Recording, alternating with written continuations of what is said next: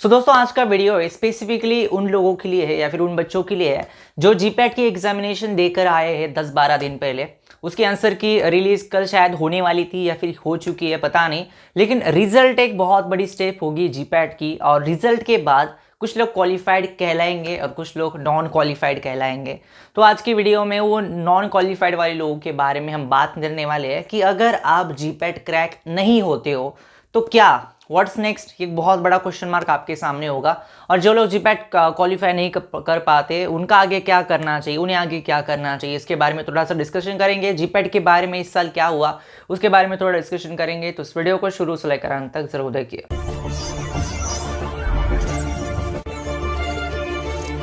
दोस्तों जहाँ तक मैंने न्यूज़पेपर देखा है, न्यूज़ आर्टिकल आए थे जीपैट 2021 के बारे में, बहुत सारी बातें कही गई है। उनमें से एक जो बात मैंने हाईलाइट की है वो एक है कि जीपैट का जो क्वेश्चन पेपर था इस साल वो मॉडरेट था, मतलब बहुत ही ईजी नहीं था और बहुत टफ भी नहीं था।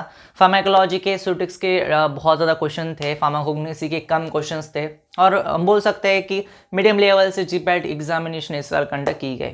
अब हम बात करते हैं जो लोग जीपैट क्वालिफाइड नहीं हो पाएंगे उन लोगों का क्या। देखो यार, यहाँ पे एक बात कहता हूँ मैं आपको, देखो जो लोग क्वालिफाइड होंगे उन लोगों को कॉन्ग्रेचुलेशंस और उन्हें बहुत सारी बधाई उन्हें आगे जाने के लिए। वो लोग हमेशा क्या करते हैं, जो लोग जीपैट क्वालिफाइड हो जाते हैं तो उन्हें अच्छे कॉलेजेस एम फार्मेसी के लिए मिलते हैं।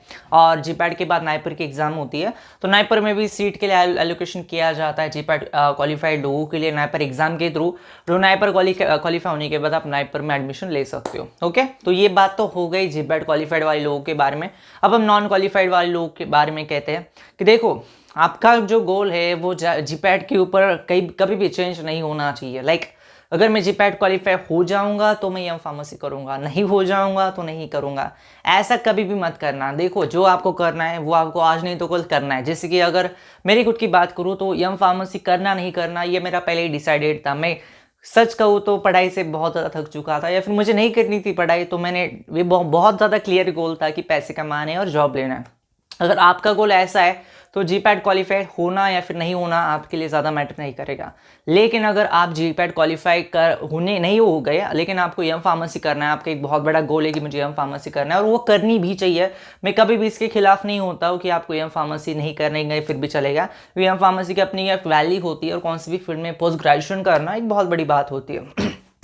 तो जीपैट क्वालिफाई नहीं होने के बावजूद भी अगर आप एम फार्मेसी करना चाहते हो तो एक बात आपको क्लियर है कि जीपैट की एक ऑफिशियल नोटिफिकेशन में ये बात कही गई है कि जीपैट एग्जामिनेशन के लिए आपको जो कट ऑफ मार्क्स है वो उन लोगों के लिए है जो जीपैट क्वालिफाई कर चुके हैं। लेकिन अगर आप एम फार्मेसी में एडमिशन लेना चाहते हो तो आपका जो स्कोर है वो नॉन ज़ीरो होना चाहिए। Non zero score in the sense आपका स्कोर -1 नहीं होना चाहिए और जीरो नहीं होना चाहिए, यानी माइनस में नहीं होना चाहिए आपका स्कोर, और आपका जीरो स्कोर नहीं होना चाहिए। अगर आपको 10-12 भी मार्क्स से जीपैट में एडमिशन मिल जाएगा, ऐसा उनका कहना है। लेकिन आज की डेट में फार्मेसी में कंपटीशन इतनी बड़ी है कि अगर आपको इतने कम मार्क्स है तो आप एम फार्मेसी मत करो, क्योंकि इतने कम मार्क वाले बच्चों का कुछ होगा नहीं।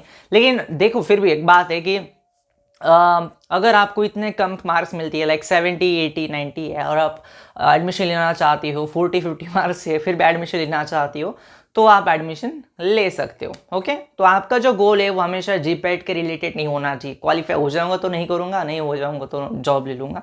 मेरा हमेशा मानना ऐसा है कि जो आप करना चाहते हो वो करो। अगर आप फीस ज़्यादा दे सकते हो, जीपैट क्वालिफाई नहीं हो गए उन बच्चों के लिए कह रहा हूँ कि अगर आप ज़्यादा फीस दे सकते हो तो आप एम फार्मेसी के लिए अच्छे कॉलेज में भी जा सकते हो। लेकिन एम फार्मेसी के लिए बहुत सारे कॉलेजेस होती है, और देखो जीपैट जो लोग क्वालिफाई करते हैं वो लोग Bombay college of pharmacy, ICT, NIPER Mohali ऐसे कॉलेजेस में जाते हैं। उन लोगों के गोल्स बड़े होते हैं और वो लोग जाते हैं बेचारे, और उनके लिए हमारी हमेशा सद्भावना रहेगी। लेकिन मुझे भी एक बात पता है कि अगर 100 बच्चे हैं तो 100 में से 10 वहाँ पे जाएंगे, 90 लोगों का क्या होगा, एक बहुत बड़ा सवाल उनके सामने होता है। तो उन 90 वाले के बारे में हम आज बात कर रहे हैं, डिस्कस कर रहे हैं। तो ये बात क्लियर है कि आपको एम फार्मेसी करना है तो आपको नॉन जीरो स्कोर होना चाहिए और आपका माइनस में स्कोर नहीं होना चाहिए। एम फार्मेसी के लिए आपको अच्छा कॉलेज मिल जाएगा। तो ओके, ये बात क्लियर होने के बाद एक सवाल और आ जाता है कि जीपैट क्वालिफाई नहीं हो गए तो हमें क्या यम फार्मेसी के एडमिशन के बाद स्टाइपेंड मिलेगा? बहुत लोगों का ये क्वेश्चन है कि नहीं मिलेगा। जीपैट का जो स्टाइपेंड होता है वो सिर्फ ओनली क्वालिफाइड लोगों के लिए ही होता है। जो लोग जीपैट क्वालिफाइड हो जाते हैं उन लोगों के लिए वो स्टाइपेंड वाला जो सिस्टम है वो चालू है। जो लोग नहीं होते या फिर वो बाद में एडमिशन भी लेते फिर भी उन्हें नहीं मिलता है। ओके, तो अगर आप एडमिशन लेना चाहते हो विदाउट जीपैट क्वालिफिकेशन फिर नहीं होने के बाद, तो आपको थोड़े से आपकी इकोनॉमिकल कंडीशन अच्छी होनी चाहिए या फिर एजुकेशन लोन वगैरह ऐसी चीज़ें आपको करनी पड़ेगी। तो ये सब कुछ था जो मैं आपको बताना चाहता था अगर आप जीपैट क्वालिफाई नहीं होते हो तो। और एक वीडियो के अंत में बात कहना चाहता हूँ कि अगर आप मेरे जैसे जॉब लेना चाहते हो तो जीपैट क्वालिफाई नहीं हो जाए आपको ज़्यादा फर्क नहीं पड़ेगा, आप डायरेक्टली जॉब के लिए ऑप्ट कर सकते हो। जॉब कैसे ढूंढना है उसके बारे में बहुत सारे वीडियोज इस चैनल के ऊपर पड़े हुए हैं, तो उन वीडियोज़ को आप चेकआउट जरूर कर सकते हो। वीडियो ऑन करने से पहले अगर आपने मुझे इंस्टाग्राम के ऊपर फॉलो नहीं किया है तो मैं आपसे बहुत गुस्सा हूँ, तो अभी जाओ इंस्टाग्राम के ऊपर मुझे फॉलो करो, इसके बाद चैनल को सब्सक्राइब मारो, उसके बाद जो बेल आइकन है उसको प्रेस करो और इस वीडियो में कोई अच्छी सी कमेंट कर देना, क्योंकि आजकल मैं कमेंट का बहुत अच्छे तरीके से आपको रिस्पॉन्स करना शुरू कर चुका हूँ। धन्यवाद दोस्तों ये वीडियो देखने के लिए, धन्यवाद।